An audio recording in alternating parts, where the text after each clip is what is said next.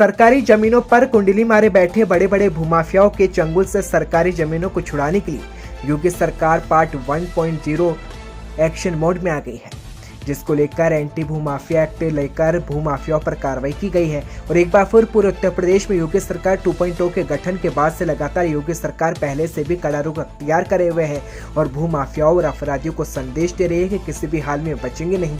बाबा का बुलडोजर उन पर चलता रहेगा, लेकिन सरकार के इतने सख्त तेवर के बाद भी भूमाफियाओं के हौसले बुलंद है, जिसका उदाहरण अक्सर सुर्खियों में देखने को मिलता है।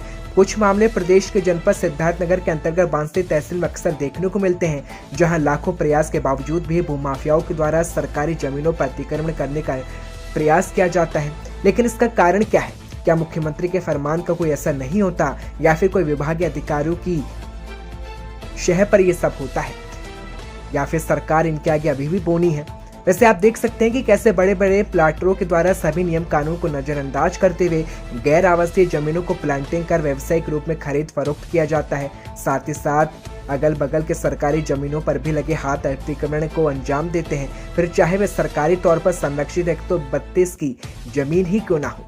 अब इससे जरूर प्रश्न उठता है कि सरकार कितने सख्त तेवर के बावजूद भूमाफियाओं के द्वारा बेखौफ होकर बिना विभागीय अप्रूवल के मनमानी के तौर पर कहीं भी जमीनों पर प्लांटिंग कर व्यापक पैमाने पर मिट्टी पटाई से लेकर निर्माण कार्य तक आसानी से हो जाता है, तो कहीं ना कहीं आम जनमानस में संदेश भी जाता है कि कहीं सरकार के कथनी और करनी में भेदभाव तो नहीं और योगी सरकार हाथी के दांत खाने की ओर दिखाने की ओर के तर्ज पर काम कर रही हो, या फिर राजस्व कर्मियों पर सरकार मेहरबान हो। ऐसे तमाम तरह के सवाल भी उठते हैं। और एक सवाल ये कि भूमाफियाओं का राजनीतिक जड़ें काफी गहरी तो नहीं और सरकार के अंदर ही बैठे उनको संरक्षण तो नहीं दे रहे, क्योंकि मामले अभी भी नहीं थमे हैं। जहां एक और बाबा का बुलडोजर चल रहा है तो वहीं कब्जा अभी भी जारी है। आप देख सकते हैं इस समय ये जो इसका आप प्रदर्शन इसका जो दृश्य देख पा रहे हैं, निश्चित तौर पर आप ताल ही कह सकते हैं। सामने गड्ढा है जहाँ पानी है, लेकिन ये ताल का जो रकबा था, ये जो जगह था बहुत बड़ा था, बहुत बड़ा है। जो रिकॉर्ड के अनुसार रकबा काफी बड़ा था, लेकिन सिमट के छोटा हो गया है। आप इधर देखिए, इधर मट्टी लगातार पाटा जा रहा है प्लाटरों द्वारा। बड़े बड़े जो भूमाफिया हैं उनके द्वारा आप देख पा रहे हैं मिट्टी काटा जा रहा है पूरे रकबे को, जो है बिना किसी पैमाइश के। अगर इसमें कुछ है तो पैमाइश होना चाहिए, राजस्व कर्मियों के सामने पक्की पैमाइश होना चाहिए, निशानदेही होना चाहिए, उसके बाद वो अपनी जमीन को अपने कब्जे में ले सकते हैं। लेकिन तो जो स्थानीय लोग हैं, जो स्थानीय रसूखदार लोग हैं, चाहे वो राजनीति में हो चाहे वो ब्यूरोक्रेट में हो, सबका जब इसमें संरक्षण है, इनका हाथ इनके ऊपर रहता है, तो ये बिल्कुल बेलगाम घोड़े की तरह जहां पाते हैं वहां अपना कब्जा कर लेते हैं। और आज इस ताल का स्वरूप सिकुड़ता चला गया है, आपके सामने है।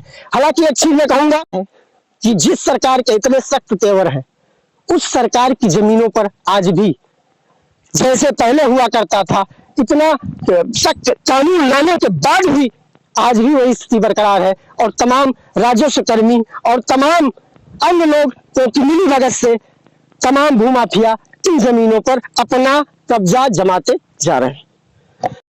सर, सरकार द्वारा चलाए जा रहे एंटी भूमाफिया के अंतर्गत जो पुराने अतिक्रमणकारी हैं उन पर तो बुलडोजर चल पा रहा है, लेकिन जो नए प्लाटर है वो अतिक्रमण कर ले रहे हैं, उन पर कार्रवाई नहीं हो पा रही। जैसे कि बासी में अलीरामगढ़ के बगल में एक ताल है, उस पर काफी लंबी प्लाटिंग हुई है। एक्चुअली क्या हो तो अलग बात है, लेकिन ग्रामीणों वहां के लोगों का कहना है कि ताल पर भी अतिक्रमण हो रहा है। जैसे कि आपके द्वारा संज्ञान में लाया जा रहा है, तो मैं बता दूं कि अगर जो 132 का लैंड पे कोई भी अवैध रूप से कब्जा करने का प्रयास करेगा, चाहे प्लाटिंग करने का प्रयास करेगा, उसको बख्शा नहीं जाएगा। उसको तुरंत कार्रवाई की जाएगी, त्वरित कार्रवाई करके, और उस पर मुकदमा भी दर्ज होगा। मैं इसको जांच करा ले रहा हूँ। अगर जैसे सत्यता पाई गई कि अवैध जो कब्जा किया गया है, तो तत्काल उस पर कार्रवाई की जाएगी।